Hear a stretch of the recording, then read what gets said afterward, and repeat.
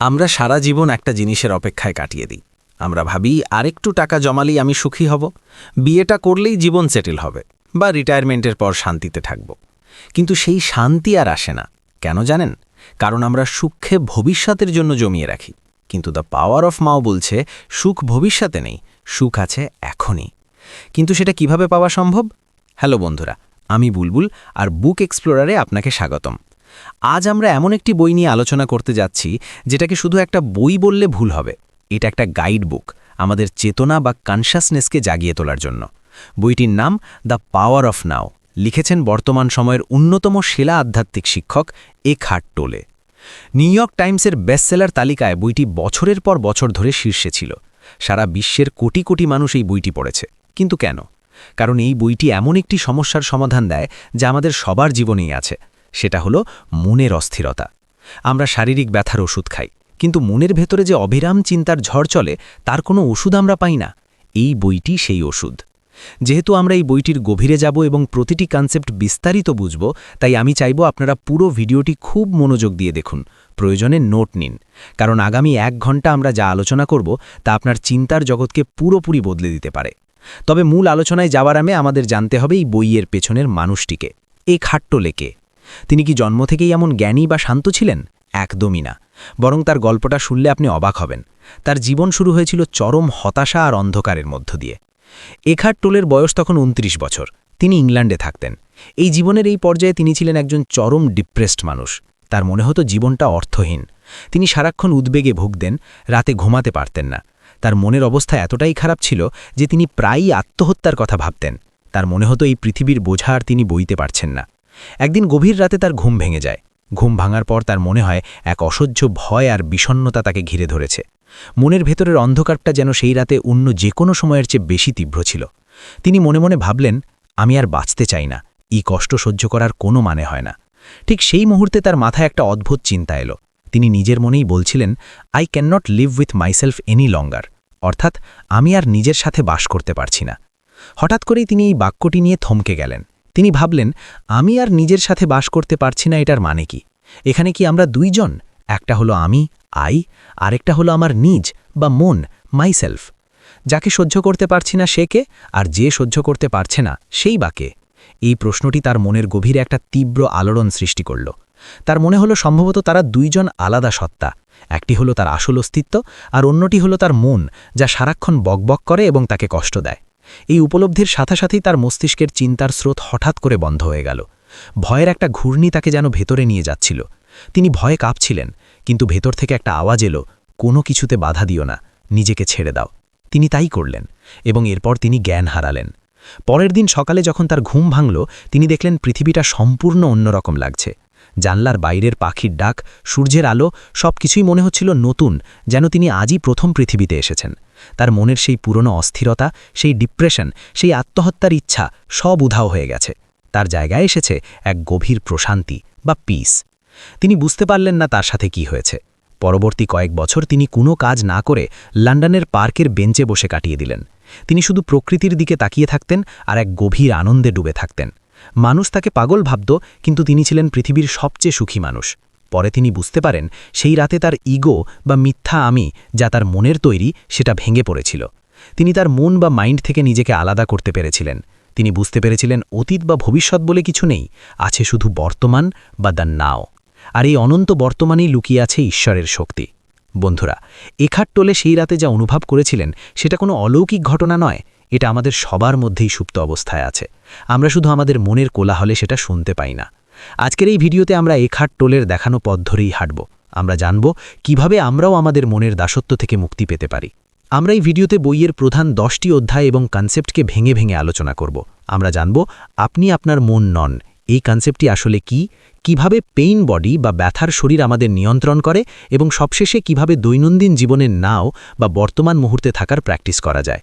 তো চলুন আর দেরি না করে আমরা বইয়ের প্রথম এবং সবচেয়ে গুরুত্বপূর্ণ কনসেপ্টটি দিয়ে শুরু করি, যা হলো you are not your mind. বন্ধুরা, বইটির প্রথম অধ্যায় বা ফার্স্ট চ্যাপ্টারের নাম হল you are not your mind. এটি এই পুরো বইয়ের সবচেয়ে বড় এবং শক্তিশালী ধারণা। যদি আপনি শুধু এই একটি কনসেপ্ট বুঝতে পারেন এবং জীবনে প্রয়োগ করতে পারেন, তাহলে আপনার জীবনের ৮০% দুঃখ কষ্ট বা সাফারিং এখনই কমে যাবে। একটু ভেবে দেখুন, এখার্ট টোল সেই রাতে কি আবিষ্কার করেছিলেন। তিনি আবিষ্কার করেছিলেন যে তার মাথার ভেতরে চিন্তার জগৎ আর তার আসল অস্তিত্ব, এই দুটি আলাদা জিনিস। এখন আমি আপনাদের একটি অদ্ভুত প্রশ্ন করব। আপনারা কি কখনো আপনাদের মাথার ভেতরের আওয়াজটা খেয়াল করেছেন? না, আমি কোনো ভুতুড়ে আওয়াজের কথা বলছি না। আমি সেই আওয়াজটির কথা বলছি যেটা সারাক্ষণ আপনার মনের ভেতরে কথা বলে। আপনি যখন রাস্তা দিয়ে হাঁটেন, তখন এটি বলে, আজকে আবহাওয়াটা ভালো না। আপনি যখন কাউকে দেখেন, এটি বলে, লোকটাকে দেখতে কেমন অদ্ভুত লাগছে। অথবা কোনো কাজ করার সময় এটি বলে, আমি বোধহয় এটা পারব না। এই আওয়াজটা কখনো থামে না। এটি সারাক্ষণ কমেন্ট্রি দিতে থাকে, বিচার বা জাজমেন্ট করতে থাকে, তুলনা করতে থাকে, অভিযোগ করতে থাকে, পছন্দ বা অপছন্দ করতে থাকে। আর সবচেয়ে বড় সমস্যা হলো, আমরা মনে করি এই আওয়াজটাই হলাম আমি। আমরা ভাবি আমিই চিন্তা করছি। কিন্তু এখার্ট টোল বলছেন, না, আপনি এই আওয়াজ বা চিন্তা নন। আপনি হলেন সেই সত্তা যে এই আওয়াজটিকে শুনতে পাচ্ছে। বিষয়টা আরেকটু সহজ করে বলি। ধরুন, আপনি রাস্তা দিয়ে হাঁটছেন, দেখলেন একজন মানসিক ভারসাম্যহীন মানুষ বা পাগল বিড়বিড় করে নিজের মনে কথা বলছে। সে হয়তো কাউকে গালি দিচ্ছে বা এমন কারোর সাথে কথা বলছে যে আসলে সেখানে নেই। আমরা তাকে দেখে ভাবি, লোকটা পাগল। কিন্তু লেখক বলছেন, আমাদের আর ওই পাগল লোকটার মধ্যে খুব একটা পার্থক্য নেই। পার্থক্য শুধু একটাই, ওই লোকটা কথাগুলো জোরে জোরে বলছে আর আমরা কথাগুলো মনে মনে বলছি। আমাদের মনের ভেতরেও এই বিড়বিড়ানি সারাক্ষণ চলছে। আমরা সারাক্ষণ কারোর সাথে মনে মনে ঝগড়া করি, বসকে মনে মনে জবাব দিই বা কাল্পনিক কোনো ঘটনা সাজাই। একে বলা হয় কম্পালসিভ থিঙ্কিং বা বাধ্যতামূলক চিন্তা। আমরা চাইলেও এটা থামাতে পারি না। আর যেহেতু আমরা থামাতে পারি না, তাই আমরা চিন্তার দাসে পরিণত হই। আমরা মনে করি আমরা আমাদের মনকে ব্যবহার করছি, কিন্তু আসলে মন আমাদের ব্যবহার করছে। এখার্ট টোল এটাকে বলছেন দ্য ডিজিজ অফ থিঙ্কিং। আমরা বিশ্বাস করে বসে আছি যে আমি চিন্তা করি তাই আমি আছি, I think therefore I am. কিন্তু এটা একটা ভুল ধারণা। লেখক বলছেন, সত্যিকারের স্বাধীনতা বা মুক্তি তখনই আসবে যখন আপনি বুঝতে পারবেন আপনি এই চিন্তাকারী বা দ্য থিঙ্কার নন। তাহলে এই চিন্তার হাত থেকে মুক্তির উপায় কি? কিভাবে আমরা মনের এই কোলাহল থামাব? এর জন্য এখার্ট টোল একটি খুব শক্তিশালী প্র্যাকটিস বা অভ্যাসের কথা বলেছেন। তিনি এটার নাম দিয়েছেন ওয়াচিং দ্য থিঙ্কার। বাংলার বলা যায় চিন্তাকারীকে পর্যবেক্ষণ করা। কাজটি খুব সহজ, কিন্তু এর প্রভাব গভীর। আপনাকে যা করতে হবে তা হলো আপনার মনের চিন্তাকে লিসেন বা শোনা শুরু করতে হবে। মনে করুন, আপনার মাথার ভেতরের ওই আওয়াজটি একটি রেডিওর মতো বাজছে। আপনাকে শুধু সেই রেডিওর শ্রোতা হতে হবে। যখনই কোনো নেতিবাচক চিন্তা, দুশ্চিন্তা বা বাজে ভাবনা আসবে, সেটার সাথে জড়িয়ে পড়বেন না, ওটাকে জাজ করবেন না, বলবেন না যে কেন এই চিন্তাটা এলো বা এই চিন্তাটা খারাপ। শুধু দূর থেকে দেখুন যে একটা চিন্তা এসেছে। ধরুন, আপনার মনে চিন্তা এলো যে আমি হয়তো আগামীকালের প্রেজেন্টেশনটা খারাপ করব। সাধারণত আমরা কি করি? আমরা এই চিন্তার সাথে মিশে যাই। আমরা ভয় পেতে শুরু করি, হাত পা ঠান্ডা হয়ে যায়, আমরা চিন্তাটাকে সত্য বলে ধরে নিই। কিন্তু ওয়াচিং দ্য থিঙ্কার মেথডে আপনি বলবেন, ওহ, খেয়াল করলাম আমার মন আমাকে বলছে যে প্রেজেন্টেশন খারাপ হবে। ব্যাস, এটুকুই। আপনি শুধু খেয়াল করলেন। আপনি চিন্তাটা নন, আপনি হলেন সেই ব্যক্তি যে চিন্তাটাকে খেয়াল করল। যখন আপনি এভাবে নিজের চিন্তাকে দূর থেকে পর্যবেক্ষণ বা উইটনেস করতে শুরু করবেন, তখন একটি ম্যাজিক হবে। আপনি দেখবেন ওই চিন্তাটি তার শক্তি হারাচ্ছে। চিন্তার স্রোতে একটা ছেদ পড়ছে। চিন্তার মেঘ সরে গিয়ে সেখানে একটা ফাঁকা জায়গা বা গ্যাপ তৈরি হচ্ছে। এই যে চিন্তাহীন অবস্থা, যেখানে আপনি সম্পূর্ণ সচেতন কিন্তু আপনার মাথায় কোনো শব্দ নেই, এটাই হলো নো মাইন্ড বা চিন্তাহীন অবস্থা। এটাই হলো প্রশান্তি বা পিস। এখার্ট টোল বলছেন, আমাদের জীবনের সব সৃজনশীলতা, সব ভালোবাসা আর সত্যিকারের আনন্দ এই নো মাইন্ড অবস্থা থেকেই আসে। যখন আমরা চিন্তার বশে থাকি না, তখনই আমরা আমাদের প্রকৃত সত্তা বা বিইংয়ের সাথে যুক্ত হতে পারি। অনেকে মনে করেন চিন্তা বন্ধ করলে আমরা বোকা হয়ে যাব বা কাজ করতে পারব না। ব্যাপারটা উল্টো। মনকে যখন আমরা শান্ত করতে পারি, তখন আমাদের বুদ্ধিমত্তা বা ইন্টেলিজেন্স আরও বেড়ে যায়। তখন আমরা আর সমস্যার কথা ভাবি না, আমরা সমাধানের পথ দেখতে পাই। বন্ধুরা, এই অধ্যায়ের মূল শিক্ষা হল আপনাকে আপনার মন বা মাইন্ড থেকে নিজেকে আলাদা করতে হবে, ডিসআইডেন্টিফাই ফ্রম ইয়োর মাইন্ড। এখন আপনার মনে প্রশ্ন আসতেই পারে যে বুলবুল ভাই, বুঝলাম আমি আমার মন নই, কিন্তু আমার মনের ভেতরে যে আবেগগুলো তৈরি হয়, যেমন ভয়, রাগ বা ডিপ্রেশন, সেগুলো কি আমার অংশ? খুবই গুরুত্বপূর্ণ প্রশ্ন।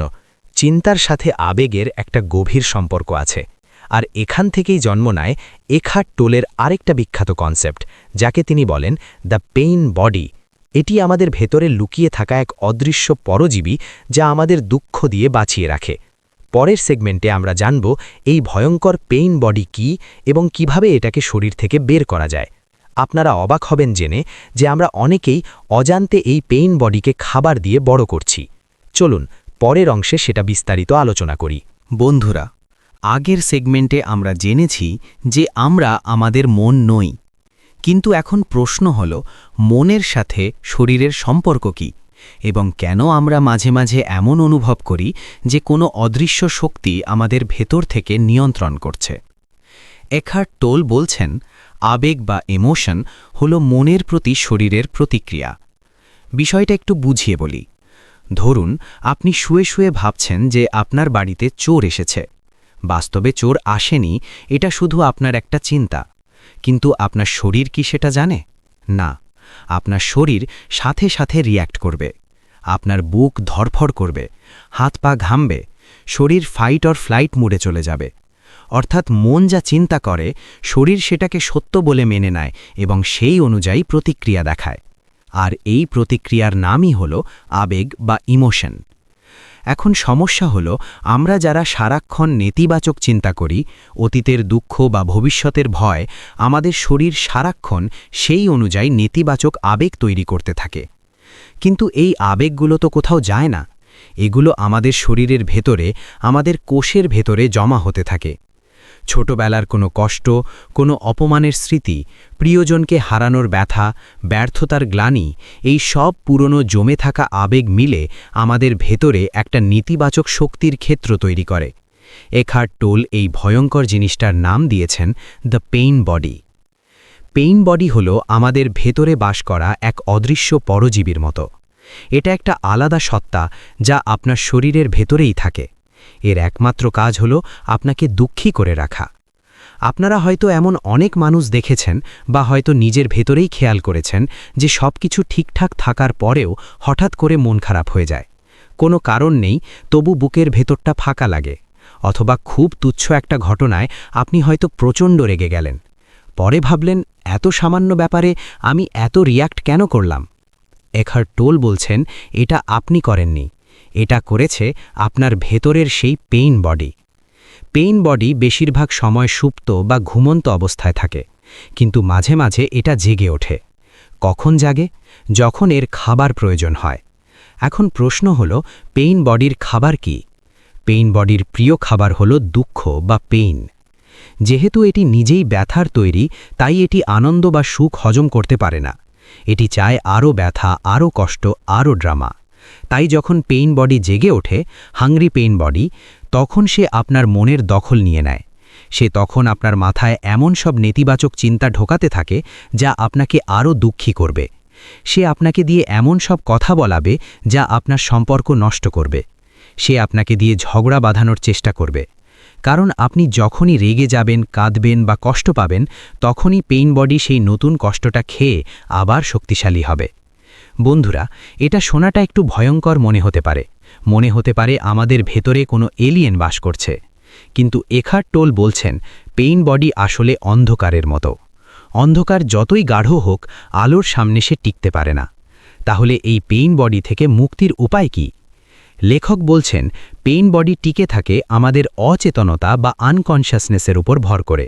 অর্থাৎ যখনই আমরা এই ব্যথার সাথে একাত্ম হয়ে যাই, তখনই এটি শক্তি পায়।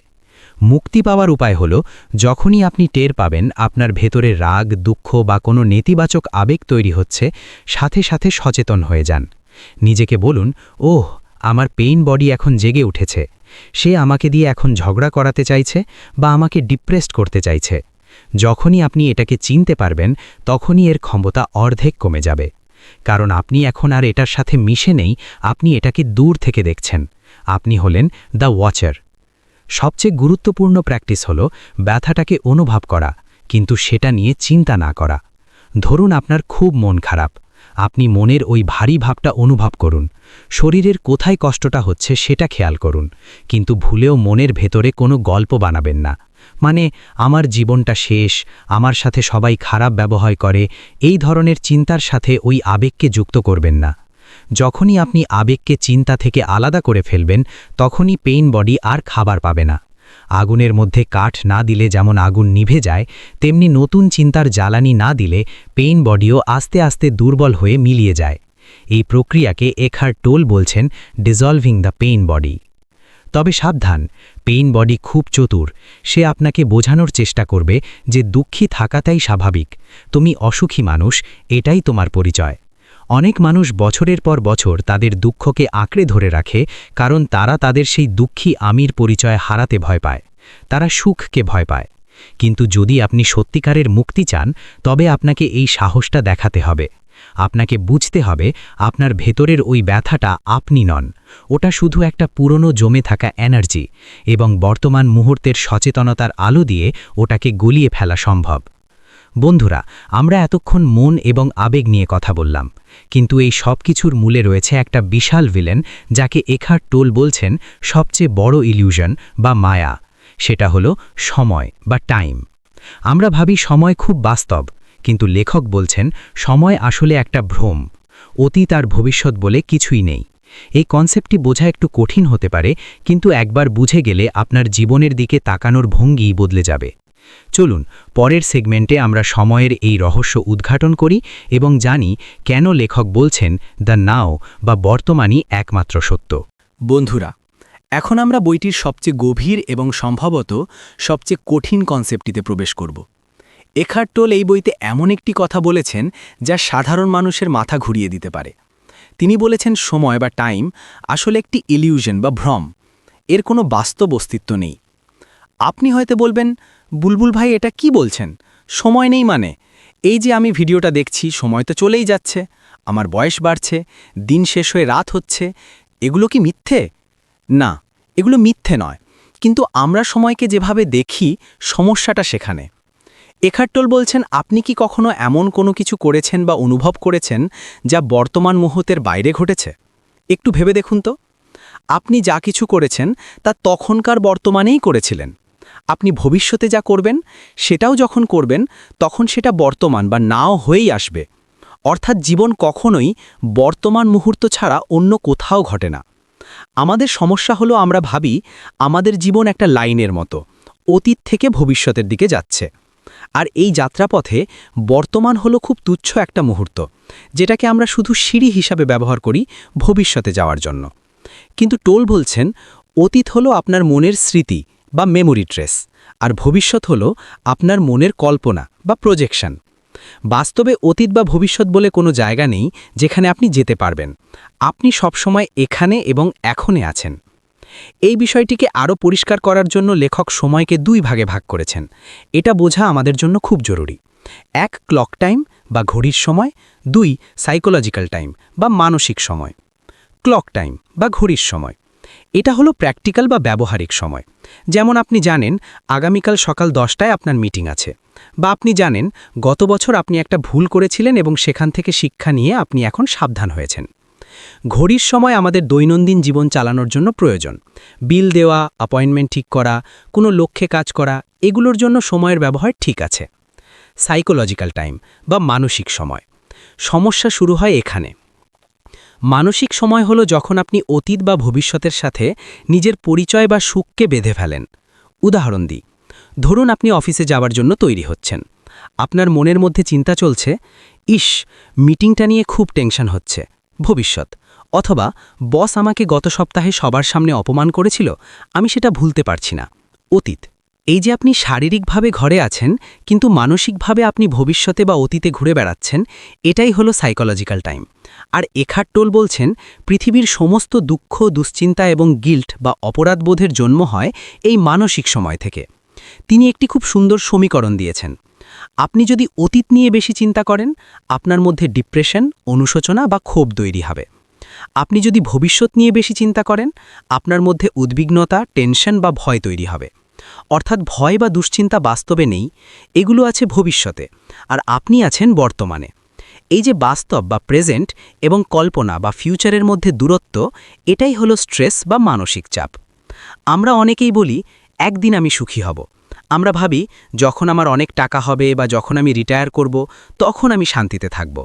লেখক বলছেন এটা হলো সবচেয়ে বড় ফাঁদ, কারণ আপনি আপনার সুখকে বর্তমান থেকে সরিয়ে ভবিষ্যতে ঠেলে দিচ্ছেন। কিন্তু ভবিষ্যৎ তো কখনোই আসে না। যখন সেটা আসে, সেটা বর্তমান হয়েই আসে। আপনি যদি এখনই এই মুহূর্তে সুখী না হতে পারেন, তবে ভবিষ্যতে কোটি টাকা থাকলেও আপনি সুখী হতে পারবেন না, কারণ আপনার মন তখন নতুন কোনো ভবিষ্যৎ বা সমস্যার কথা ভাববে। তাহলে সমাধান কি? আমাদের কি ভবিষ্যৎ নিয়ে ভাবা বন্ধ করে দেওয়া উচিত? কোনো প্ল্যানিং করা উচিত নয়? এখার্ট টোল বলছেন অবশ্যই প্ল্যানিং করবেন, কিন্তু সেটা করবেন ক্লক টাইম ব্যবহার করে, সাইকোলজিক্যাল টাইম নয়। পার্থক্যটা বুঝুন। আপনি যখন বলেন, আমি আগামী 5 বছর পর একটা বাড়ি করতে চাই এবং তার জন্য আমি এখন কাজ করছি, এটা ক্লক টাইম, এটা সুস্থ চিন্তা। কিন্তু যখন আপনি বলেন, যতদিন না বাড়িটা হচ্ছে ততদিন আমি শান্তিতে থাকতে পারছি না, বাড়িটা হলেই কেবল আমি সম্পূর্ণ হব, এটা সাইকোলজিক্যাল টাইম, এটা আপনাকে অসুখী করে রাখবে। আপনাকে বুঝতে হবে আপনার জীবনের লক্ষ্য বা গোল ভবিষ্যতে থাকতে পারে, কিন্তু আপনার জীবন আছে এই মুহূর্তে। এখার্ট টোল বলছেন, make the now the primary focus of your life. বর্তমানকে আপনার জীবনের মূল ফোকাস বানান। আগে আপনি বর্তমানে বাস করতেন আর মাঝে মাঝে অতীত বা ভবিষ্যতে উকি দিতেন। এখন সেটা উল্টে দিন। বেশিরভাগ সময় বর্তমানে থাকুন, আর প্রয়োজনে ঘড়ির কাঁটা দেখে কাজ করার জন্য অতীত বা ভবিষ্যৎ ব্যবহার করুন। যখন আপনি এখনে থাকবেন, দেখবেন কোনো সমস্যা নেই। বিশ্বাস হচ্ছে না? নিজেকে এই প্রশ্নটি করুন, ঠিক এই মুহূর্তে, আগামীকাল নয়, 10 মিনিট পর নয়, ঠিক এই মুহূর্তে আমার কি কোনো সমস্যা আছে? যদি আপনি সৎ হন, উত্তর হবে না। হয়তো আপনার পকেটে টাকা নেই, কিন্তু এই মুহূর্তে আপনি শ্বাস নিচ্ছেন, আপনি বেঁচে আছেন। এই মুহূর্তে কোনো বাঘ আপনাকে তাড়া করছে না। সমস্যাগুলো সব আপনার মনের তৈরি করা সময় বাস করছে। বন্ধুরা, সময়ের এই মায়াজাল থেকে বেরিয়ে আসার নামই হল দ্য স্টেট অফ প্রেজেন্স বা উপস্থিত থাকা। কিন্তু আমাদের মন তো চঞ্চল। আমরা চাইলেই কি এখনে থাকতে পারি? সব সময় কি মন ভালো থাকে? জীবনে যখন বড় কোনো বিপদ আসে, কোনো দুর্ঘটনা ঘটে বা প্রিয়জন মারা যায়, তখন কি বর্তমানকে মেনে নেওয়া সম্ভব? এখার্ট টোল বলছেন, হ্যাঁ সম্ভব, এবং সেটাই হলো দুঃখ থেকে মুক্তির একমাত্র উপায়। তিনি এটার নাম দিয়েছেন সারেন্ডার বা সমর্পণ। কিন্তু সমর্পণ মানে কি হার মেনে নেওয়া, দুর্বল হয়ে যাওয়া? একদমই নয়। পরের সেগমেন্টে আমরা জানব কিভাবে জীবনের কঠিনতম মুহূর্তে সারেন্ডার করে আপনি অসীম শক্তির মালিক হতে পারেন। এটি আমার মতে বইটির সবচেয়ে সুন্দর অংশ। বন্ধুরা, আমরা ভিডিওর সম্ভবত সবচেয়ে বিতর্কিত এবং ভুল বোঝা হয় এমন একটি অংশে চলে এসেছি। শব্দটি হল সারেন্ডার বা সমর্পণ। আমরা যখনই সমর্পণ বা মেনে নেওয়া শব্দটা শুনি, আমাদের ইগো বা অহং তাতে বাধা দেয়। আমাদের মনে হয়, কেন মেনে নেব? আমি কি দুর্বল? আমি কি হার মেনে নেব? অন্যায়ের প্রতিবাদ করব না? এখার্ট টোল এই ভুল ধারণাটি ভাঙার জন্য খুব স্পষ্ট করে বলেছেন, surrender does not mean giving up. সমর্পণ মানে হাল ছেড়ে দেওয়া নয়। তাহলে সমর্পণ আসলে কি? সমর্পণ হল বর্তমান মুহূর্তের বাস্তবতা যেমন আছে তাকে শর্তহীনভাবে মেনে নেওয়া। বিষয়টা একটু গভীরে গিয়ে বোঝা যাক। আমাদের জীবনের সব দুঃখ কষ্টের মূল কারণ কোনো ঘটনা নয়। মূল কারণ হল ওই ঘটনার প্রতি আমাদের রেজিস্ট্যান্স বা মানসিক প্রতিরোধ। ধরুন, আপনি কাদা রাস্তায় হেঁটে গিয়ে পা পিছলে পড়ে গেলেন। এটা একটা ঘটনা। আপনার কাপড়ে কাদা লেগেছে, হয়তো পায়ে একটু ব্যথা পেয়েছেন, এটা হলো বাস্তবতা। কিন্তু আপনি পড়ার সাথে সাথে মনে মনে বলতে শুরু করলেন, ধুর, কেন পড়লাম? আমার সাথেই কেন এমন হয়? আজ দিনটাই খারাপ। এই রাস্তাটা কে বানিয়েছে? এখন সবাই আমাকে দেখে হাসবে। এই যে মনের ভেতর আপনি যা ঘটেছে তার বিরুদ্ধে যুদ্ধ ঘোষণা করলেন, এটাই হলো রেজিস্ট্যান্স। আর এই রেজিস্ট্যান্সই আপনার শারীরিক ব্যথাটাকে মানসিক যন্ত্রণায় পরিণত করে। এখার্ট টোল একটি অসাধারণ সমীকরণ দিয়েছেন, suffering is equal to pain into resistance, অর্থাৎ কষ্ট ইজ ইকুয়াল টু ব্যথা ইন্টু প্রতিরোধ। অর্থাৎ আপনার জীবনে ব্যথা থাকতেই পারে, কিন্তু আপনি সেই ব্যথাকে যত বেশি প্রতিরোধ করবেন বা অস্বীকার করবেন, আপনার কষ্ট বা সাফারিং তত গুণ বেড়ে যাবে। তাহলে সারেন্ডার করলে কি হবে?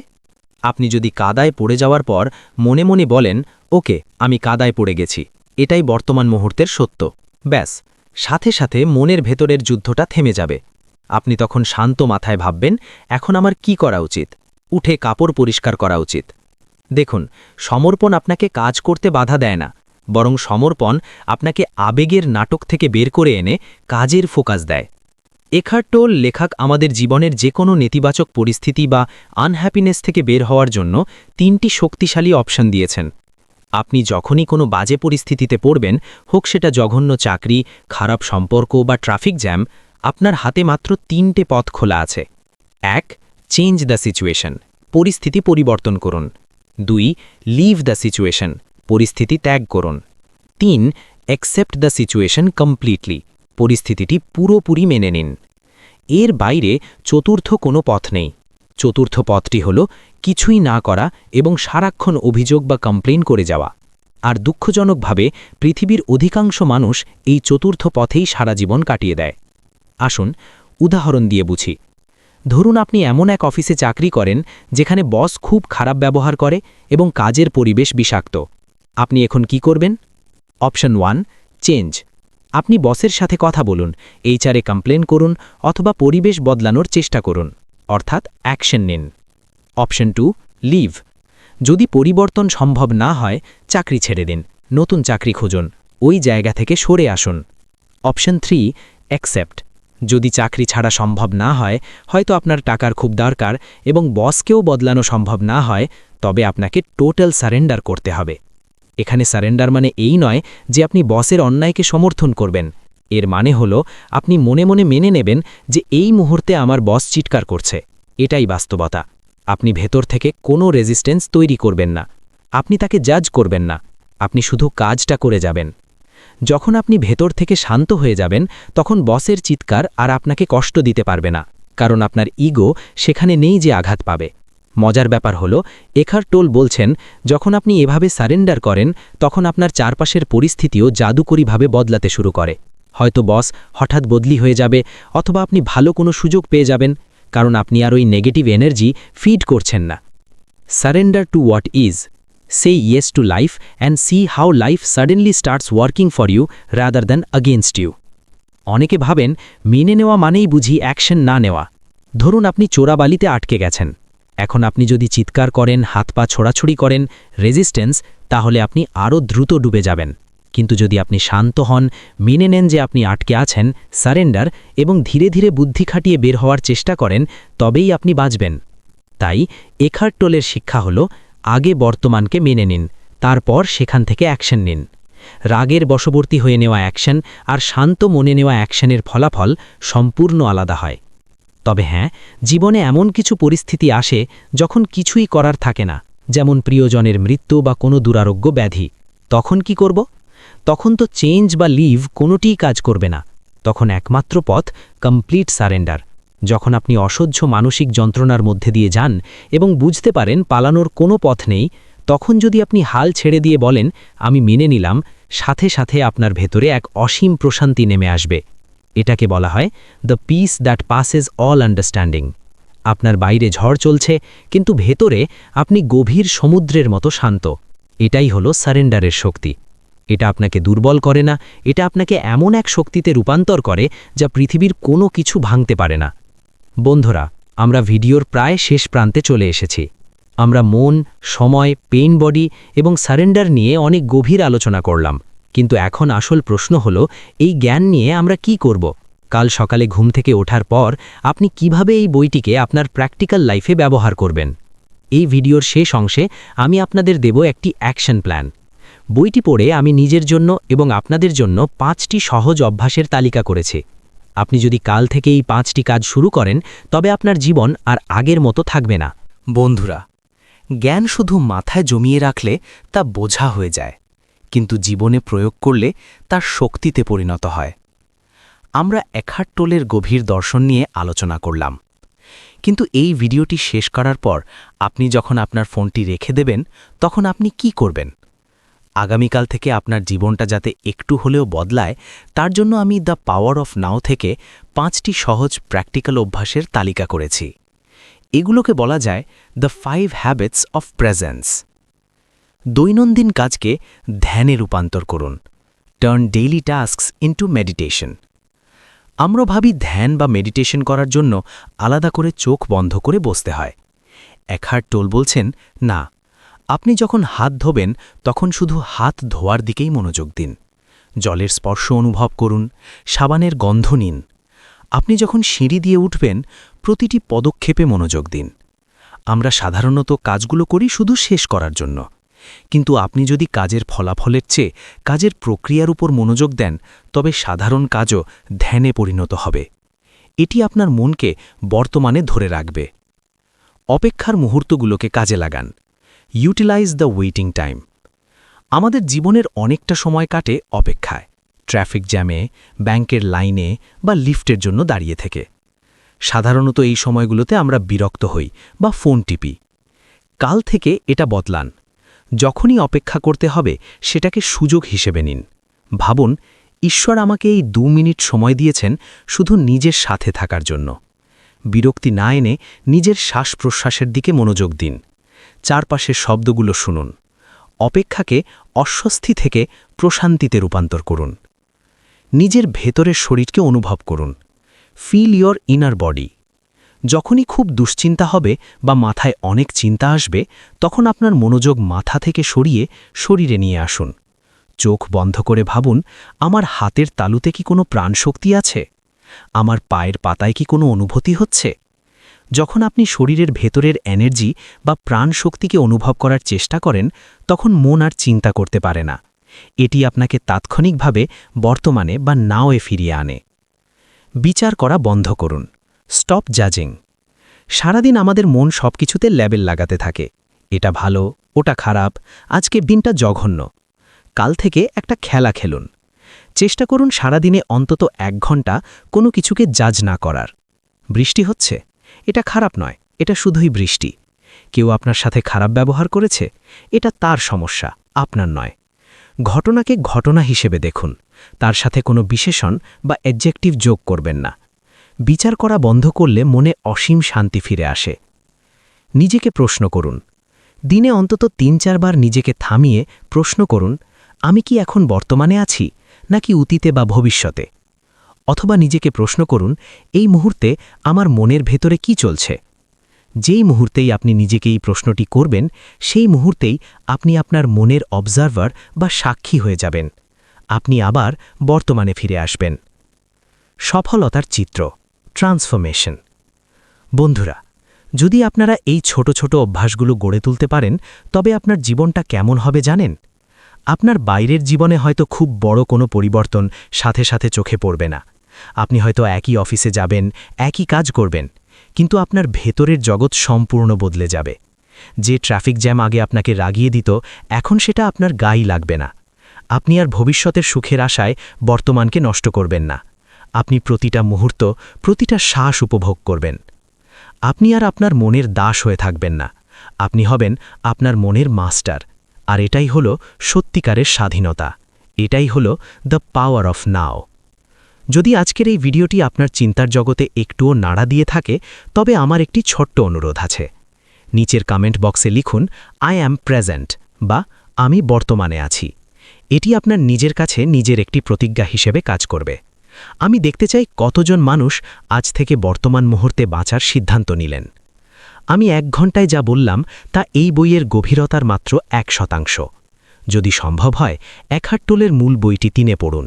এটি এমন একটি বই যা বারবার পড়া যায় এবং প্রতিবারই নতুন কিছু শেখা যায়। যদি আপনি বই ভালোবাসেন এবং নিজের জীবনকে উন্নত করতে চান তবে বুক এক্সপ্লোরার চ্যানেলটি সাবস্ক্রাইব করে বেল আইকনটি ক্লিক করে রাখুন। আমরা প্রতি সপ্তাহে এমন সব বইয়ের সামারি নিয়ে আসি যা আপনার জীবন বদলে দিতে পারে। সবশেষে একটা কথাই বলবো, অতীত ইতিহাস, ভবিষ্যৎ রহস্য, কিন্তু বর্তমান হলো উপহার। তাই এর নাম প্রেজেন্ট। এই উপহারটিকে দুশ্চিন্তা করে নষ্ট করবেন না। ভালো থাকবেন, বর্তমানে থাকবেন। দেখা হচ্ছে পরের ভিডিওতে। ধন্যবাদ।